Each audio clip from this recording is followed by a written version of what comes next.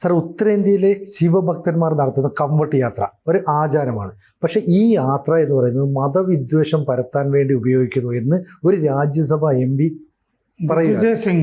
കോൺഗ്രസിന്റെ MP ആണ്. എന്താ ഇതുകൊണ്ട് ഉദ്ദേശിക്കുന്നത്? അല്ല, അയാൾ എപ്പോഴും ഈ ഹിന്ദു വിരുദ്ധത പറയുന്ന ഒരാളാണല്ലോ.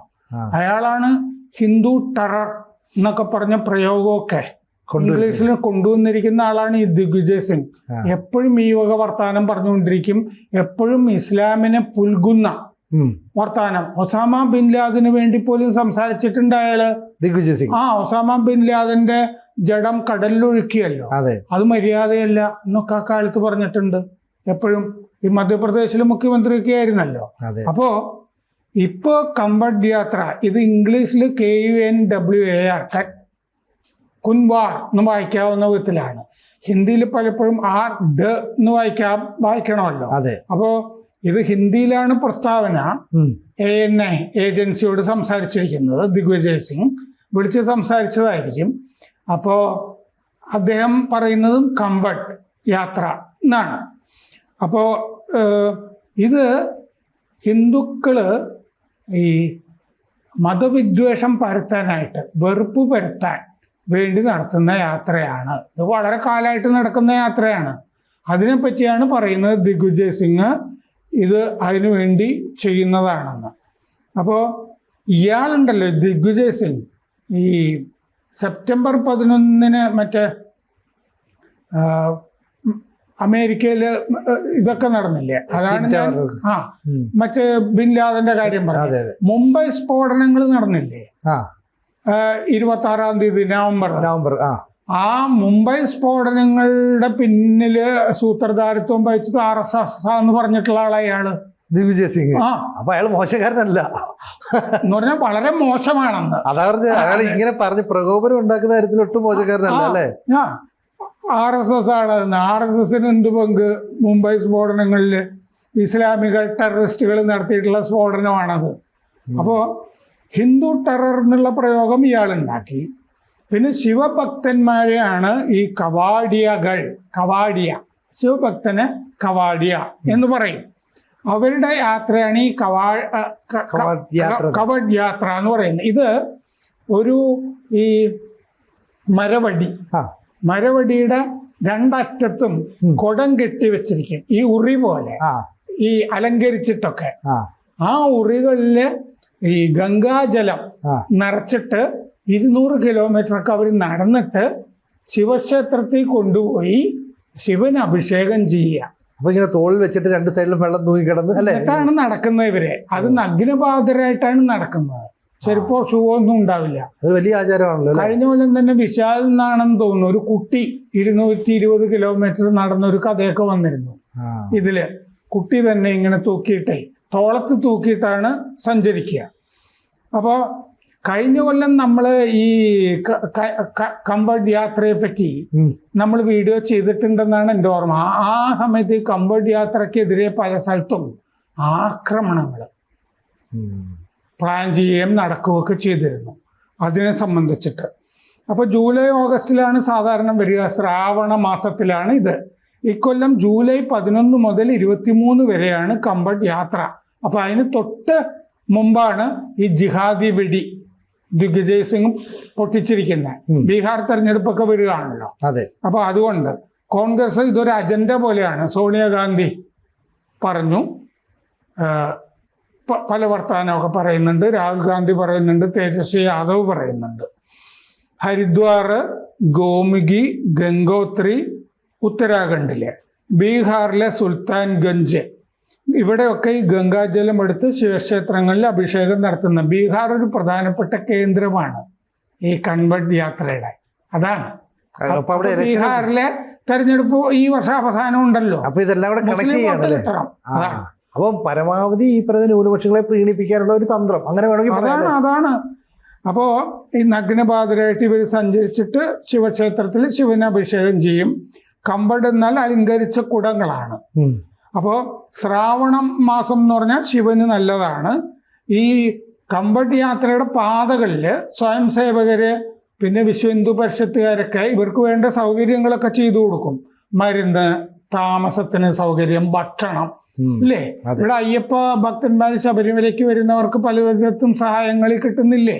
അതുപോലെ അപ്പോ ബോൽ ഭാം എന്ന് പറഞ്ഞ ഇവര് ഈ ശ്രീരാം മറ്റേ ഹേ ശ്രീറാം എന്നൊക്കെ പറയില്ലേ എന്ന് പറയുന്ന പോലെ ബോൽ ഭാം എന്ന് പറഞ്ഞുകൊണ്ടാണ് ഇവര് ഈ ഇതും വഹിച്ച് യാത്ര നടത്തുക. സുൽത്താൻഗഞ്ചിലെ അജ്ഗൈബ് നാഥ് അമ്പലം ശിവക്ഷേത്രം അവിടെ പോകും ഇവര്. ബാഗ്പത്തിലെ പുരമഹാദേവ ക്ഷേത്രം UP-യില് അവിടെ പോവും. മീററ്റിലെ അഘോരനാഥ ക്ഷേത്രം അവിടെ പോവും. കാശി വിശ്വനാഥ ക്ഷേത്രം, ദിയോഗഡിലെ ബൈദ്യനാഥ ക്ഷേത്രം, ഇങ്ങനെ ശിവക്ഷേത്രങ്ങളിലൊക്കെ പോകും. ഈ ഹരിദ്വാര് ഇതിൻ്റെ ഒരു പ്രധാനപ്പെട്ട കേന്ദ്രമാണ്. അപ്പൊ ഡൽഹി ഹരിദ്വാർ പാതയുണ്ടല്ലോ, അത് ഈ കൺവേർട്ട് യാത്ര തുടങ്ങിയാല് അതിലൂടെയുള്ള ട്രാഫിക് വഴിതിരിച്ചു വിടും. പിന്നെ നടന്നു പോകുന്നുണ്ട്. കഴിഞ്ഞ കൊല്ലം മറ്റോ 3 കോടി തീർത്ഥാടകർ പോയിട്ടുണ്ട് ഹരിദ്വാറിൽ. അപ്പൊ 1980 അവസാനം വരെ ചെറിയ യാത്രകളായിരുന്നു. 2023-ലും 24-ലും ഒക്കെ 3 കോടി യാത്രികരുണ്ടായിരുന്നു. അപ്പോൾ വലിയ സംഭവമാണ് ഇത് ഹിന്ദുക്കളെ സംബന്ധിച്ച്. ഡൽഹി ഹരിദ്വാർ ഹൈവേ ട്രാഫിക് വഴിതിരിച്ചു വിടാറുണ്ട്. ഇതിന്റെ ഐതിഹ്യം എന്താന്ന് വെച്ചാൽ സമുദ്രമഥനം നടന്നല്ലോ, അതിൽ നിന്ന് അമൃത് കടയാൻ അമൃതമഥനം.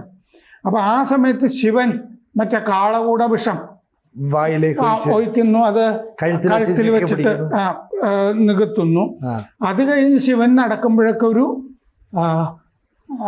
നെഗറ്റീവ് എനർജി ആയിട്ടാണ് ശിവൻ നടക്കുന്നത്. കാരണം വിഷമുണ്ടല്ലോ കഴുത്തില്.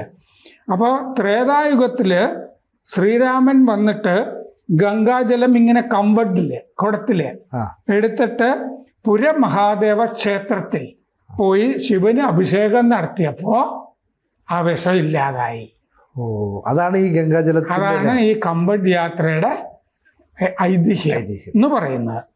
2018 മുതൽ കമ്പഡ് യാത്രകൾക്ക് നേരെ അക്രമങ്ങൾ ഉണ്ടാവാൻ തുടങ്ങി. കോൺഗ്രസ് സ്പോൺസേഡ് അക്രമങ്ങളും ഒക്കെ ആയിരിക്കുമല്ലോ. അപ്പോൾ ഇയാളെ പറ്റി പറഞ്ഞാല് ദിഗ്വിജയ് സിംഗ് എത്രമാത്രം വൃത്തികെട്ട ജന്തുവാണെന്ന് പറയണമല്ലോ. ഇയാള് ഗുണയിലെ രാജാവിന്റെ രാജസ്ഥാൻ അല്ല മധ്യപ്രദേശില് ഗുണ നമ്മുടെ വിജയരാജ് സിന്ധ്യയുടെ ഒക്കെ മണ്ഡലമൊക്കെ ആയിരുന്നു സ്ഥിരം. ഗുണയിൽ നിന്നാണ് അവർ ജയിച്ചു കൊണ്ടിരുന്നതൊക്കെ. അപ്പൊ അവര് സ്ഥിരം ജയിക്കുന്നതുകൊണ്ട് ഇയാൾക്കും വിഷമം ഉണ്ടാവുമല്ലോ. ഗുണയിലെ രാജാവിന്റെ മകൻ എന്ന് പറഞ്ഞിട്ട് ആരും മൈൻഡ് ചെയ്യാതെ നടക്കുമ്പോ മെക്കാനിക്കൽ എഞ്ചിനീയറിംഗും പഠിച്ചതാണ് അയാള്. 1998 മുഖ്യമന്ത്രി ആയിരുന്നപ്പോൾ 24 കർഷകരെ വെടിവെച്ച് കൊന്ന കേസുണ്ട് അവിടെ. 2008 മുംബൈ ആക്രമണത്തിന് ശേഷം ഇയാളൊരു പുസ്തക പ്രകാശനം നടത്തുമ്പോഴാണ് RSSകാരായിരുന്നു ഈ മുംബൈ സ്ഫോടനങ്ങൾക്ക് പിന്നിൽ എന്ന് ഒരടിസ്ഥാനമില്ലാതെ ആരോപിച്ചത്. എന്നിട്ട് ഇയാളുടെ പ്രയോഗമാണ് സാഫ്രൻ ടെറർ എന്ന് പറയുന്നത്, കാവി ഭീകരത എന്ന് പറയുന്നത്. 2011 തന്നെ ഈ ബാട്ട്ല ഹൗസ് എൻകൗണ്ടർ, ഏറ്റുമുട്ടൽ എന്ന് പറഞ്ഞൊരു സംഭവം ഉണ്ടല്ലോ. 2 ഭീകരരും ഒരു പോലീസും കൊല്ലപ്പെട്ടു അന്ന്. അത് വ്യാജ ഏറ്റുമുട്ടലാണെന്ന് പറഞ്ഞത് ഇയാളാ. അത് കോൺഗ്രസ് ഭരണകാലത്ത് തന്നെ അത് അന്ന് ആഭ്യന്തരമന്ത്രിയായിരുന്ന ചിദംബരം തള്ളിയിരുന്നു. ദിഗ്വിജയ് സിംഗ് പറയുന്നത് പൊട്ടത്തരമാണ് എന്ന് പറഞ്ഞിരുന്നു. പിന്നെ മൻസോറിൽ നിന്നുള്ള കോൺഗ്രസ് MP മീനാക്ഷി രാജനെ പറ്റി അവർ വളരെ സെക്സിയാണെന്ന് ഒരിക്കൽ പറഞ്ഞ് ഇയാൾ പുലിവാല് പിടിച്ചിട്ടുണ്ട്. അയാളുടെ പാർട്ടിയുടെ തന്നെ MP പറ്റിയാണ് ഈ അപവാദം പറഞ്ഞത്. 2011 ലാദന്റെ മതത്തിനെ അമേരിക്ക ആദരിച്ചില്ല എന്ന് ഇയാൾ പറഞ്ഞത്. ഒഴുക്കി വിട്ടതിനെ പറ്റി, കടലില് ഇല്ലാതായതിനെ പറ്റി തെറ്റാണ്, മോശമായി പോയത്. ലാദന്റെ മതത്തിനെ ആദരിക്കേണ്ടതാണ് എന്ന് പറഞ്ഞാൽ ബിൻ ലാദന്റെ കൂടെയാണ് ഞാൻ എന്നാണല്ലോ അയാൾ പറയുന്നത്. അല്ലെങ്കിൽ ബിൻ ലാദന്റെ പിന്തുണയ്ക്കുന്നവരുടെ കൂടെയാണ് ഞാൻ എന്ന് പറഞ്ഞതിന് തുല്യമാണത്. കടലില് കോൺഗ്രസും അതിന്റെ കൂടെ നിന്നില്ല. അത് പരസ്യമായിട്ട് കോൺഗ്രസിന് നിൽക്കാൻ പറ്റില്ലല്ലോ. ഉള്ളിൽ ശരിയാണെന്നുള്ളത് കോൺഗ്രസ്സുകാർക്കും രാഹുൽ ഗാന്ധിക്കും സോണിയാഗാന്ധിക്കൊക്കെ തോന്നിയിട്ടുണ്ടാവും. പക്ഷെ പരസ്യമായിട്ട് പറയാൻ പറ്റില്ല. ചട്ടുകമായിട്ട് ഉപയോഗിക്കുകയായിരിക്കും. താൻ പറയേ, കാരണം ചില കാര്യങ്ങൾ പറയാൻ ചില ആളുകൾ വേണമല്ലോ.